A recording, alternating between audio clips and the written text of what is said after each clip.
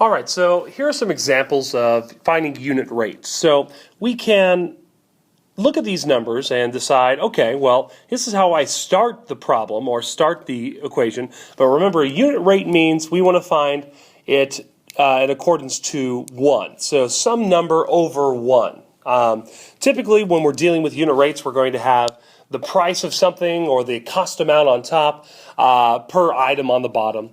Or when we're dealing with time, usually time is the denominator and then the unit on top is miles or meters or something like that. But let's take a look here at number 1. So all these examples will talk about the cost of something. So usually price will go on the top and whatever the item is will go on the bottom. So remember, cost or price will usually and always be on the top of our fraction. So number 1, $6 for 4 cans of tuna. So $6 is the money, so that's what's going to go on top, and 4 cans of tuna should go on the bottom, because dollars is my price, and then the item is the 4 cans of tuna.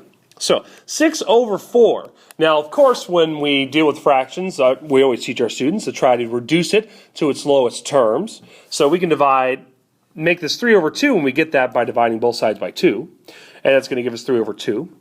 But 3 over 2 is not a unit rate because I still have $3 for 2 cans, but I want to find out how much is it for 1 can. What's the price for 1 can of tuna? Because I want my denominator to be 1, because that is how a unit rate works. So, and that's usually what we try to say when we try to explain it to people. Like, we don't tell our friends, hey, guess what? I can buy 4 cans of tuna for $6. No, they want to hear like something simple. Oh, it's like a dollar per pound or $2 a can, something like that. So in order to find out this, we actually have to calculate 3 over 2.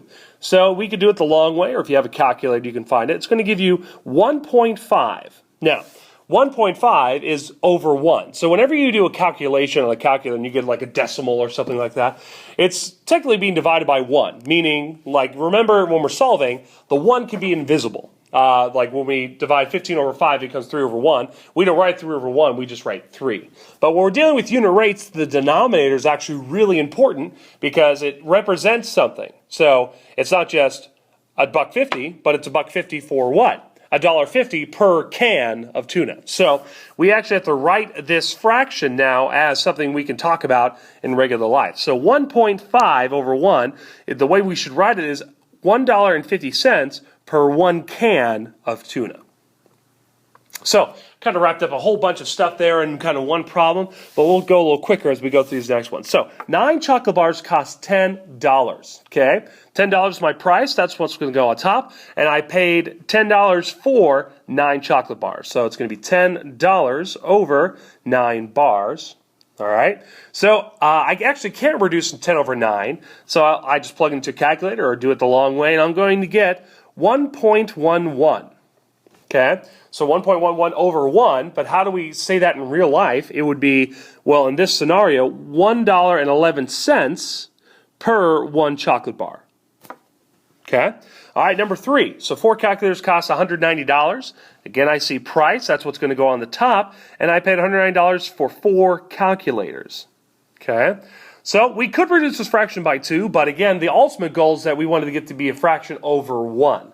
So I'm just going to go ahead and type in 190 divided by 4 right now on my calculator, and that's going to give me 47.5 over 1.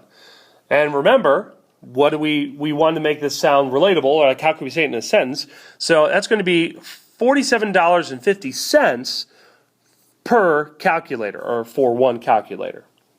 So those are all the different ways to find unit rates. And again, the goal of a unit rate is to make it as simple as possible, to use this data that we have, this raw data, and to make it as simple as possible.